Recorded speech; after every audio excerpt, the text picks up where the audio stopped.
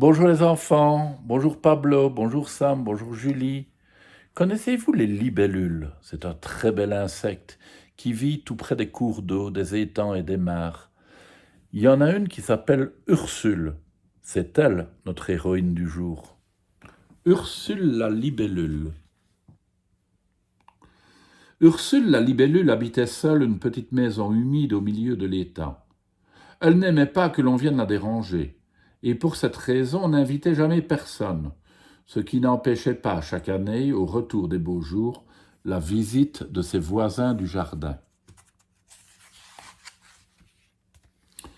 Mireille l'abeille venait butiner les boutons d'or. Léon le bourdon en profitait pour se rafraîchir un peu les ailes. Quant à Barnabé le scarabée, il peignait les nymphéas. Et pendant qu'ils étaient là, Ursule allait de l'un à l'autre pour leur dire de ne pas toucher aux fleurs, de ne pas entrer chez elles les pattes mouillées, et de ne patati et de ne patata, jusqu'à ce que tout le monde rentre enfin chez soi.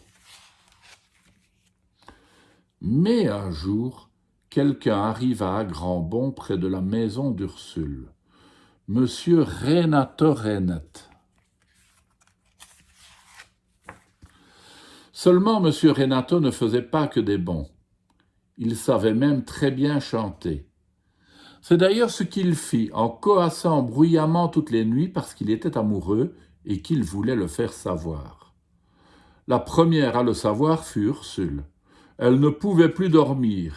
« Il me coasse les oreilles, celui-là. Qu'il aille faire son boucan ailleurs, s'écria-t-elle. Couac, couac, couac. C'est tout ce que la grenouille trouva à dire quand Ursule lui demanda de faire moins de bruit. Et comme Renato était 2 fois plus gros que la libellule et qu'il lui arrivait parfois d'avaler quelques insectes, Ursule n'insista pas de peur d'être mangée à son tour. Finalement, à force de faire des couacs, Renato trouva ce qu'il cherchait, une fiancée. Vous imaginez bien que la libellule refusa l'invitation des grenouilles qui se mariaient au fond de l'étang. Ils se marièrent donc et ils eurent beaucoup de têtards. Puis les jours passèrent tranquillement et au grand bonheur d'Ursule, on n'entendit plus chanter Renato, trop occupé à nourrir ses enfants. Et ce bonheur dura un certain temps. En fait, le temps que les têtards grandissent.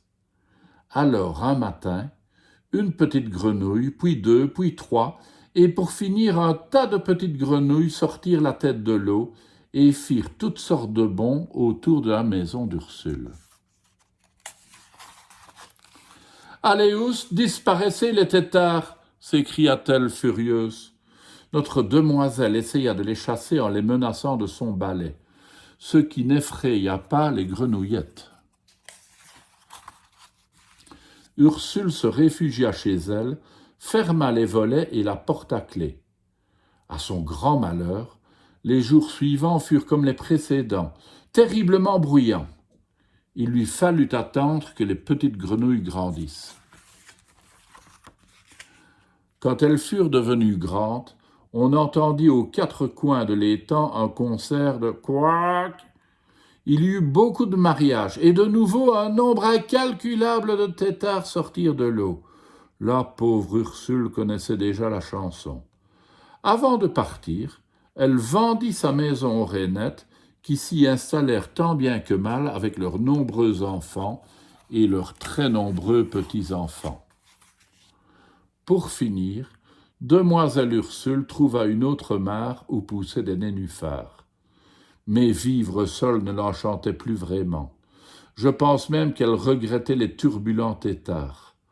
C'est pour ça que le jour où elle vit arriver une petite grenouille verte, elle fit des couacs, couacs de joie et lui souhaita la bienvenue. Ben oui, parce que finalement elle se plaignait, Ursule, mais elle préférait la vie avec de la compagnie. Et vous n'aimez pas la compagnie? À demain les enfants.